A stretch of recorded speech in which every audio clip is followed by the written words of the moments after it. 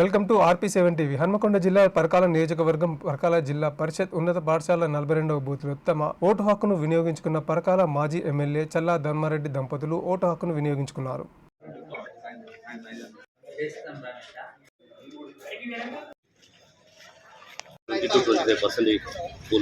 జరగడం జరిగింది. ఎక్కడ చూసినా మరి బీఆర్ఎస్ పార్టీని గెలిపించుకోవాలి, మొన్న జరిగిన తప్పిదాలను మరి మళ్ళీ జరగకుండా చూసుకోవాలని చెప్పి ప్రజలే ముందుకు వస్తూ ఉన్నారు.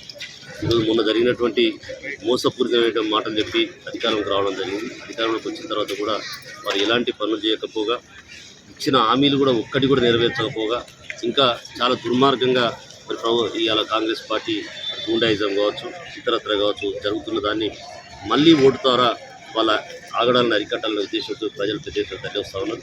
ముఖ్యంగా ఈరోజు శాతాన్ని చూస్తే కూడా ప్రజల్లో మాట్లాడే విధానాన్ని చూస్తే కూడా బీఆర్ఎస్ పార్టీ గెలవబోతుంది. బీఆర్ఎస్ పార్టీ మళ్ళీ అత్యధికంగా తెలంగాణలోనే దాదాపు 9 నుంచి 12 సీట్లు గెలవబోతున్నాం.